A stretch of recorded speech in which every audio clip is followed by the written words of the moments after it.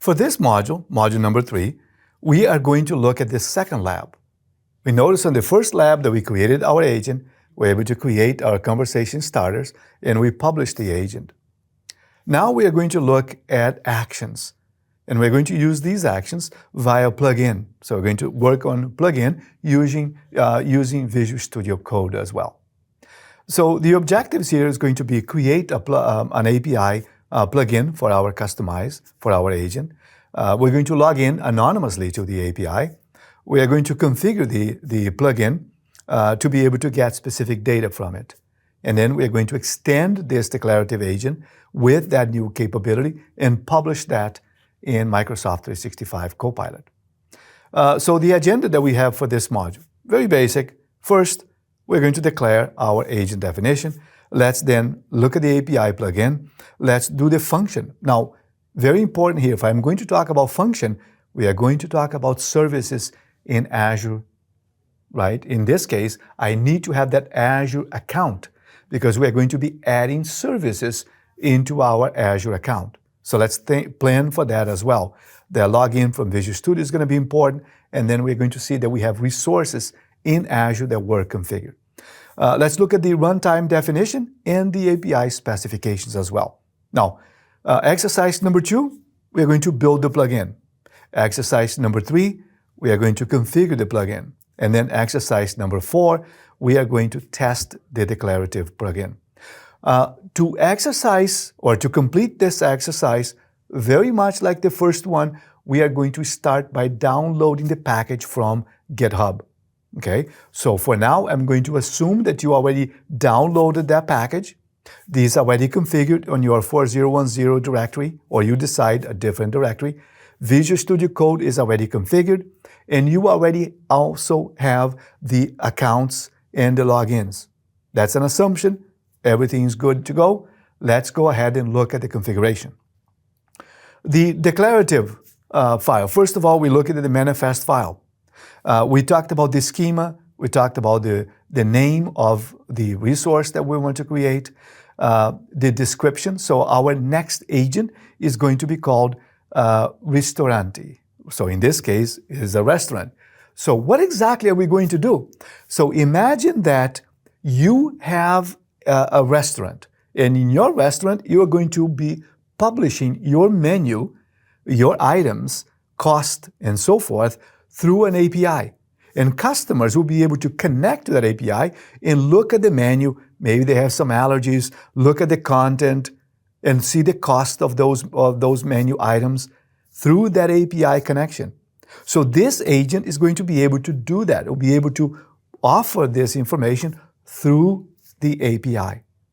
All right, so this is going to be an API plugin that we are going to use. Facilitate your customers interacting with your data. Now, the plugin definition. This is going to be where I have the basic information. I also have the function. So this function means I will have to go to, let's say, Azure, create my function, and the function will do certain things. As you know, the function is event-driven code. So it's your code that you wrote and you published, and you are going to leverage that. So in this case, we have the function definition already there for you to use.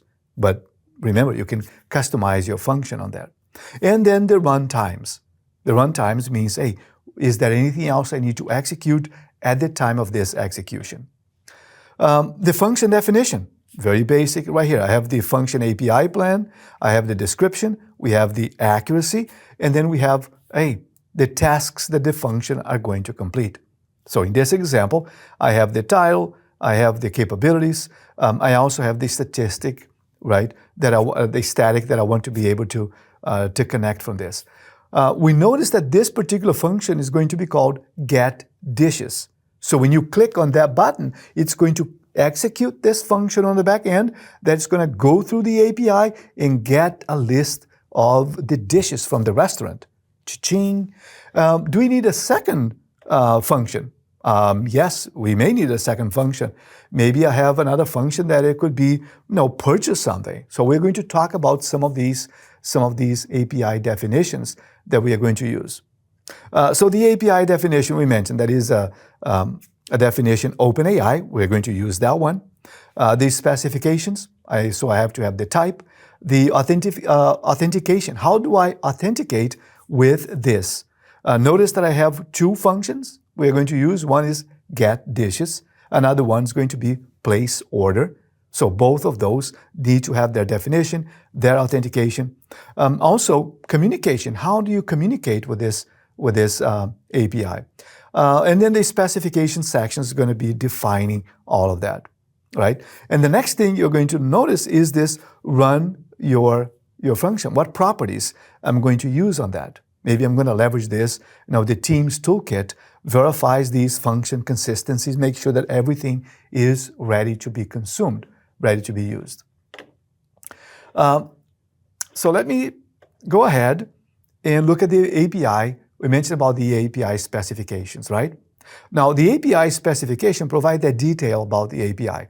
This includes the location, the authentication, any support that I want, data handling. So all of these parameters, the descriptions, is going to be part of this specification. We need to be clear on that, right? We're going to be exposing the API using the dev tunnel. So the connectivity to it, this pass-through type of authentication that I'm going to be able to use. And this is going to be important for me to be able to do.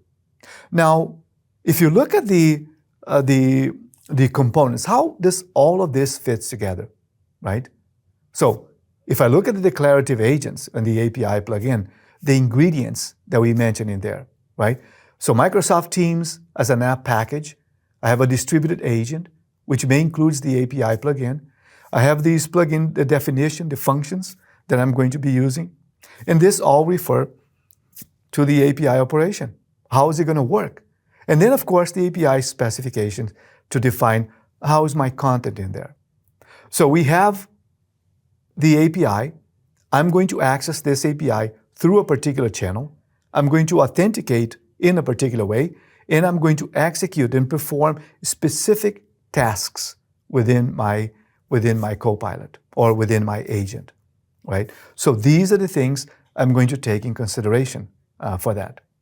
So the very first exercise number 1, we are going to download the starter project. Again, GitHub, download the project. Examine the API definition, and then examine the API implementation. All right, as I mentioned, I already have that download from GitHub. Let's open up the package and take a look at it. Okay, here we are in Visual Studio Code. Let's open our package. Let's go ahead and do an open folder. And in the folder, we are going to find in this case, I put in the training 4010. Here it is. The second lab, second lab. This is going to be the plugin, API plugin. And let's open our directory. So once I open the directory, notice that you try to open the plugin that I opened before. We are going to notice in the app package, I have assets, I have development tools, I have environment, everything is available here. Let's go to the app package, and here we are going to find restaurant or ristorante. This is going to be my YAML. It talks about the OpenAI specification. I have the description. I have the servers, the paths. I have the dishes. We mentioned about the first API, and it's going to be based on get dishes. It's going to be the operation. The summary, the description of my get dishes, the parameters that is going to be sent based on the open specifications. The response, what's going to be coming from the API, is going to be there as well. I have a second one, it's going to be orders. So 2 APIs are going to be called upon. I have a description, again. I have the schema, all the format. This is in my YAML file. This is my manifest. In the app, I also have the restaurant, the build.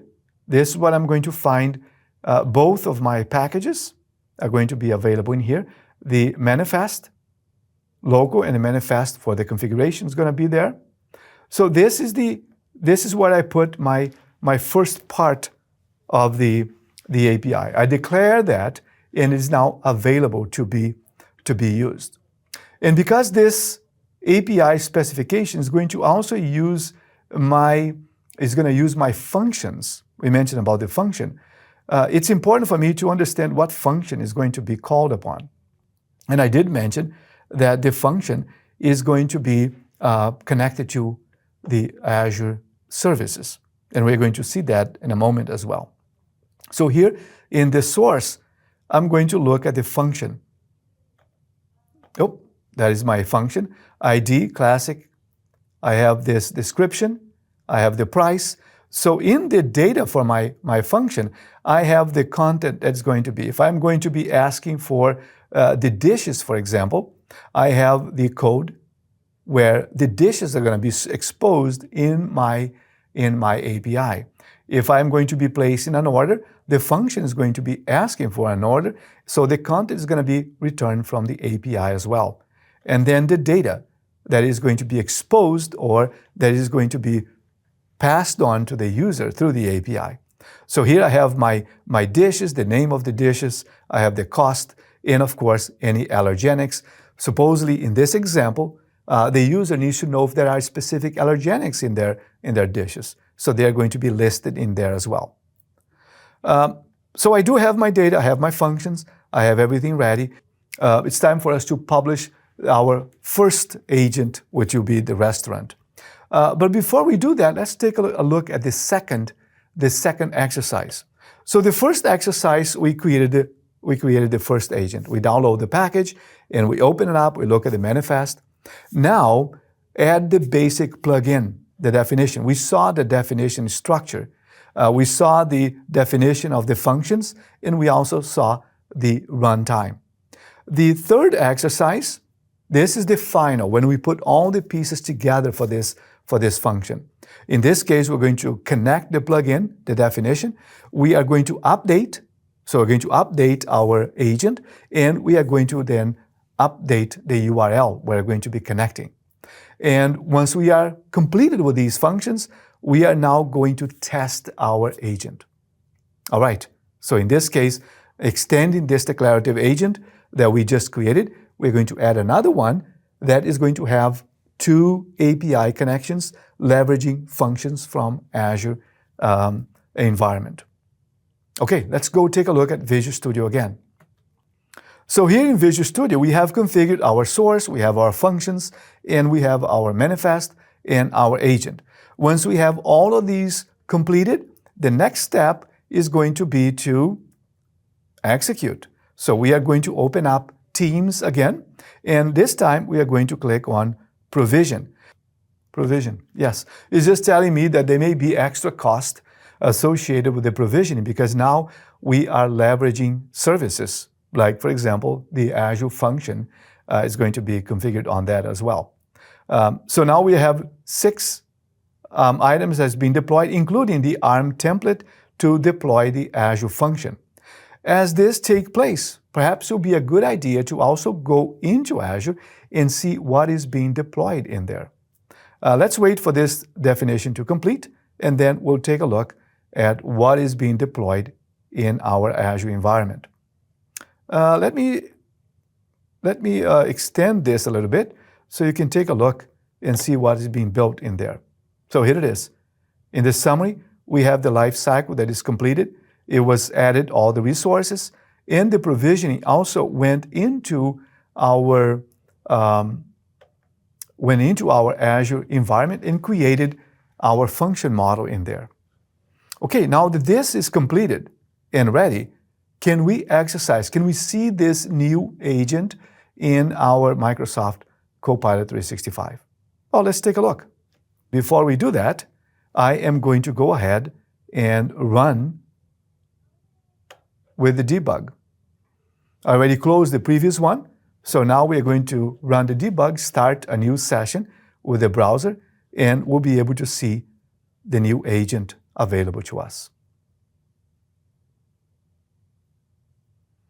There it is, acquiring Microsoft 365 title. And once it is done, we should be able to see that configured. All right, the run command, and it is successful. Let's switch to our browser and do an update and see if we have the new agent available. And here we are, back to our browser. We notice here on the right-hand side, we had the product support, and now we have our second agent, which is Ristorante, or restaurant. Now, in the Ristorante, notice that I have two conversation starters. First, what's for lunch today? So now this is going to call the API products. It's going to, not the products, but the menu is going to list what's available for lunch today. So this API call goes to the file that says data and brings the data. I have compressed salad, I have spaghetti, and I have grilled chicken. And I also have the price. And if there are allergenics, it would tell us that. The second one, if I go back to Ristorante, it will be, what can I order for dinner? So I can execute that one as well. And it's going to be giving me a list. Oh, there is grilled salmon. I love grilled salmon. In fact, maybe I should have that for lunch today. Also, the caprese salad and risotto. Perfect. I love that. So we noticed that we were able to declare our API, create our function to call those APIs, create a data file. In this case, we had a local file. We bypassed any authentication, so we wanted to go and show directly the content. But in your production system, you would add the specific authentication. Maybe the user, in order to use that, authenticate with their app that comes with the B2B or B2C configuration you have in Azure as well. And we created a function in Azure. Now, can we take a look at that function, those resources that were created in Azure? Yes, let's take a look at that. To look at that data that was created in Azure, which we were asked and told it's going to cost you a little bit more, let's go ahead and open a portal.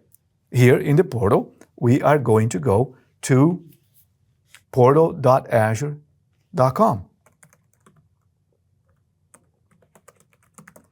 And once we log into the portal, we are going to use our administrator, which is the same account that we've been talking about, right? Is the account that has the admin privileges. I can then look at this resource group. And in the resource group, we will notice the default activity log. That's not the one that I want. This one. In this Learn Declarative plugin, my resource group, I do have the app service plan that was created to host the function, and I have my plugin, which is a function app. Both of these resources were created in the East-West 2. Okay? So I just want to let you know that because we are using functions, which are event-driven services, with our plugin, with our agent, those resources were also created in Azure. All right, let's close this and let's go back to our agent. Now that we have created the agent and we know we can call our agent from here, we are now going to extend our agent even more. Let's take a look at how we are going to do that. So this concluded our module, and in this module, we cover the 4 critical exercises to extend this, to give our agent specific knowledge and also execution, task execution. We saw that in the first exercise, we downloaded the starter package, we examined the API, we did the definition, we also examined the implementation, how we're going to configure that API. Maybe I want to order something, I want to change some menu. And then in the second task, the second exercise, we added basic plugin definition structure. We defined the function that was going to be created in Azure, and we also defined our runtime, how this function is going to be executed once we click on that starter button, what is going to happen. And then in exercise number 3, we connected the plugin, the definition, to our declarative agent. We updated the declarative agent information, and we updated our API URL, where it's going to be called. And finally, on the last exercise, we tested, and we saw that it works. So it's already implemented in Microsoft 365 Copilot. Next, we are going to go one level up from here. In this next module, we are now going to update one more thing. Let's take a look at what it is.